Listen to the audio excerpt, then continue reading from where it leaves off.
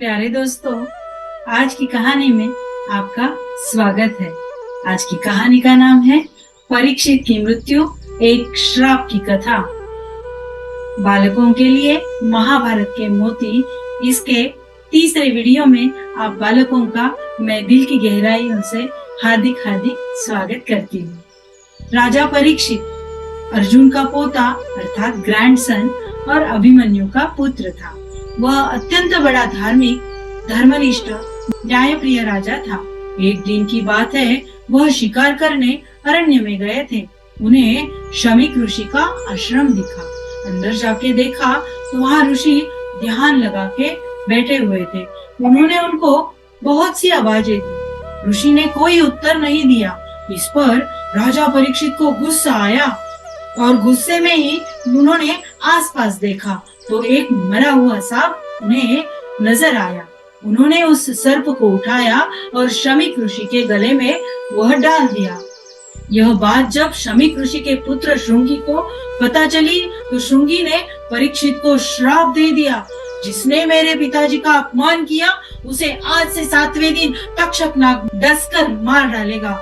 और हुआ वैसा ही। तक्षक नाम के नाग ने 7वें दिन राजा परीक्षित को डस लिया और 7वें दिन राजा की मृत्यु हो गई। परीक्षित के पुत्र जन्मेजय को जब यह बात पता चली, वे अत्यंत बड़े दुखी हुए। उन्हें बहुत क्रोध आया और उन्होंने एक प्रतिज्ञा ले दी, मैं सारे नागों का विनाश कर दूंगा। तक्षक सहित सभी नाग जिंदा ही नहीं बचेंगे। और नागों का संपूर्ण नाश करने हेतु उन्होंने सर्प यज्ञ का आयोजन करने का सोचा। इसी बीच जन्मेजय को जो 4 भाई थे वे भी नष्ट हो गए, क्योंकि एक बार जब वे युद्ध करने गए तो रास्ते में उन्हें ऋषि कन्या मिली। उन्होंने उस ऋषि कन्या का अत्यंत मजाक उड़ाया और यह अपराध कोई साधारण नहीं था। एक कन्या स्त्री और वह भी ऋषि की कन्या। उस ऋषि कन्या ने उन्हें श्राप दे दिया कि तुम सब नष्ट हो जाओगे, और हुआ वैसा ही। वे नष्ट हो गए। अब इधर सर्प यज्ञ आरंभ हो गया। महर्षियों द्वारा एक ऐसा अग्निकुंड बनवाया गया जिसमें मंत्रोच्चार के साथ कोई न कोई नाग खींच कर चला आता और गिर जाता। इसी तरह हजारों की संख्या में नागों का नाश होने लगा। नागलोक में हाहाकार मच गया। तभी तक्षक, जिसने राजा परीक्षित को डसा था, वह देवराज इंद्र की शरण में चला गया। लेकिन वह यज्ञ इतना शक्तिशाली था कि इंद्र सहित तक्षक भी खींचा चला आ रहा था। उसी समय अस्तिक नाम के एक ऋषि बालक वहां उपस्थित हो गए। वे स्वयं नाग कन्या और महर्षि जरत्कारु के पुत्र थे। आधे नर और आधे नाग, ऐसा उनका रूप था। ऋषि कुमार अस्तिक ने जन्मेजय की अत्यंत बड़ी प्रशंसा आरंभ की। प्रशंसा किसे पसंद नहीं रहती है। ब्राह्मणों से यज्ञ बंद करवाने का अनुरोध किया। राजा धर्म संकट में पड़ गए। एक तरफ उनकी प्रतिज्ञा और एक तरफ ऋषि कुमार की मांग थी।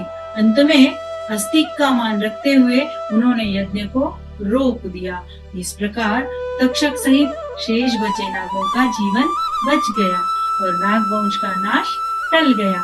तभी से रोज रात में अस्तिक अस्तिक अस्तिक ऐसा बोलकर सोने की पद्धति शुरू हुई। इससे डर का नाश होता है, यह मान्यता है। भला क्या सीख लेंगे हम इस कहानी से?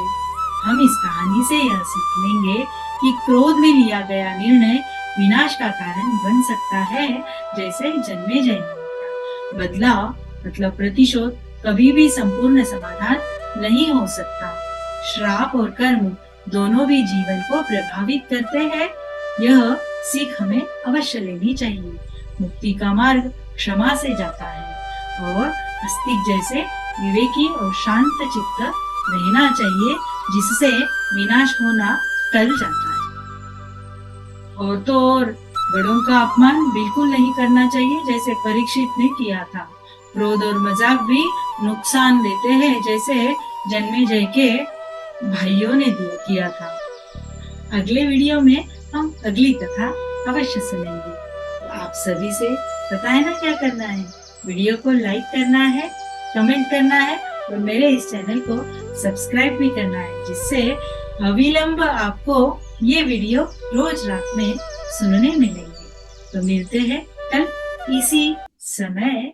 शुभ रात्रि।